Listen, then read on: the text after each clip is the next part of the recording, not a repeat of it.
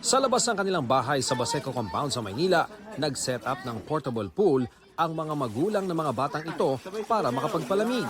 Simula po kahapon, sobrang init eh. Kaya po naka-ano kami ng swimming pool po para sa mga bata.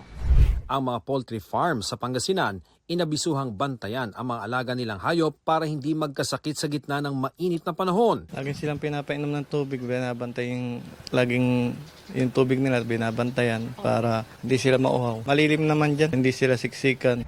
5 lugar sa bansa ang nagtala ng mapanganib o danger level na heat index ngayong araw.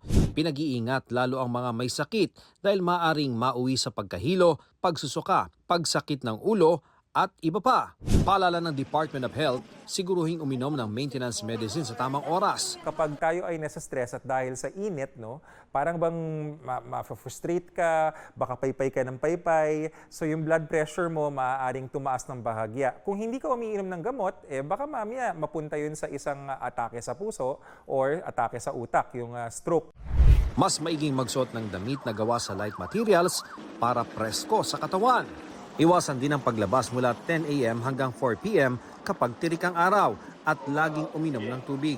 Huwag ding biglang pupunta sa malamig o mainit na lugar. Huwag ho tayong mabilis palipat-lipat sa init sa kasalamig.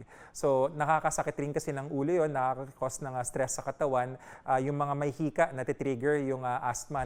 Dapat ding may hydration break na hindi bababa sa 15 to 20 minutes. Isang paraan yan para mabantayang hindi magka-heat stroke.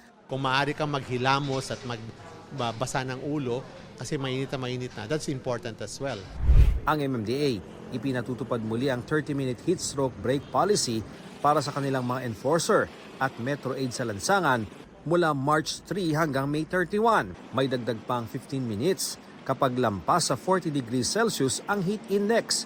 Gaya kanina, umabot sa 40 degrees ang heat index sa Pasay. Ang Bureau of Corrections, bumili na ng sando para sa mga PDL at sinigurong may sapat na tubig sa mga selda. Kabilang naman sa mga hakbang ng DepEd ang pag-adjust ng schedule ng ilang klase.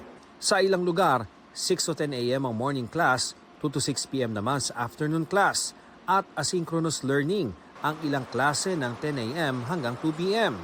Paalala nila sa mga paaralan, iwasan ang mga aktibidad sa labas tuwing tirik ang araw.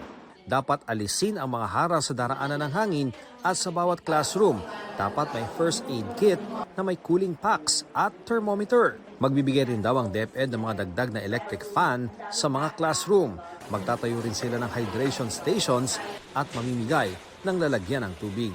At kasama ang mga LGU at iba pang ahensya ng gobyerno, mag-i-inspect sila sa mga paaralan.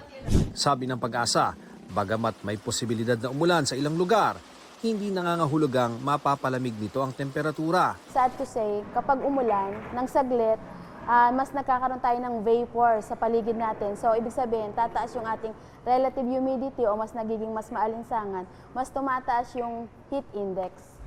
Sa Metro Manila, may tsansa ng localized thunderstorms bukas. Base rin sa datos ng Metro Weather, uulanin ng ilang bahagi ng Northern at Central Luzon, Palawan, Bicol Region, pati malaking bahagi ng Visayas at Mindanao. Ayon sa Pag-asa, posibleng bumalik at makaapekto ulit sa bansa ang amihan at shear line simula bukas, lalo sa hilaga at silangang bahagi ng Luzon. Ang mga lugar na hindi maaabot ng amihan at shear line, mainit na panahon ang dala ng easterlies. Base rin sa forecast bukas, posibleng maramdaman ulit ang danger level na heat index sa San Jose Occidental, Mindoro. Para sa GMA Integrated News, ako si Ian Cruz, ang inyong saksi.